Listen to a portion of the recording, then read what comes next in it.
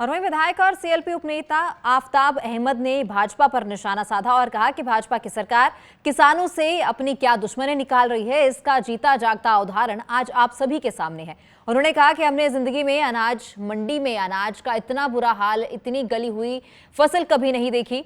सरकार एक तरफ कहती थी कि 1 अप्रैल से फसलों की खरीद शुरू हो जाएगी, लेकिन खरीद शुरू हुई 4 अप्रैल से। साथ ही उन्होंने कहा कि लोकसभा उम्मीदवारों की सूची कांग्रेस जल्द ही जारी करेगी। कुल मिलाकर अब इंतजार की घड़ी जल्द ही खत्म होने वाली है। हरियाणा में भारतीय जनता पार्टी की सरकार किसानों से अपनी क्या दुश्मनी निकाल रही है, उसका जीता जाता उदाहरण आज आप देख सकते हैं। हमने कभी जिंदगी में नूह अनाज मंडी में इतना अनाज का गल्ला कभी किसान की फसल तैयार होकर नहीं देखा। और सरकार एक तरफ पहले कहती थी सरसों की खरीद, उसकी पोल खुली 1 तारीख से कि अप्रैल से गेहूं के शुरू करेंगे, 4 तारीख से शुरू करी गई। 4 तारीख को भी जो जो इसके चालान हुए, जो आड़तियों पे वो हुई, उसकी ना तो आज तक पेमेंट हुई है।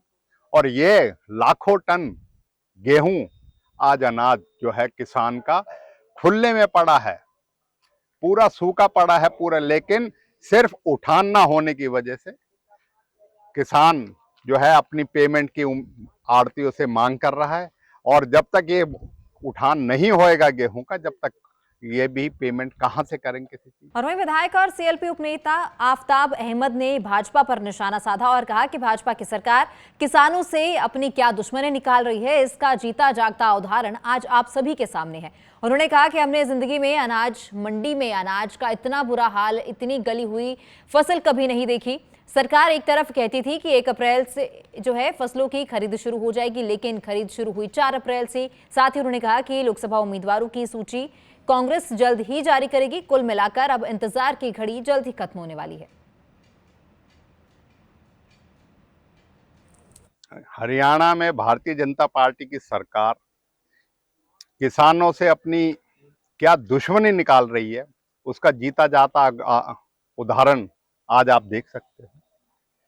हमने कभी जिंदगी में नूह अनाज मंडी में इतना अनाज का गल्ला कभी किसान की फसल तैयार होकर नहीं देखा।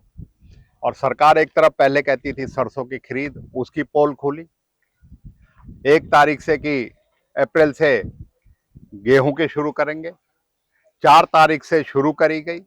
4 तारीख को भी जो जो इसके चालान हुए, जो आड़तियों पे वो हुई, उसकी ना तो आज तक पेमेंट हुई है। और ये लाखों टन गेहूं आज अनाज जो है किसान का खुले में पड़ा है, पूरा सूखा पड़ा है पूरा, लेकिन सिर्फ उठान ना होने की वजह से किसान जो है अपनी पेमेंट की आड़तियों से मांग कर रहा है। और जब तक ये उठान नहीं होएगा गेहूं का, जब तक ये भी पेमेंट कहां से करेंगे किसी चीज।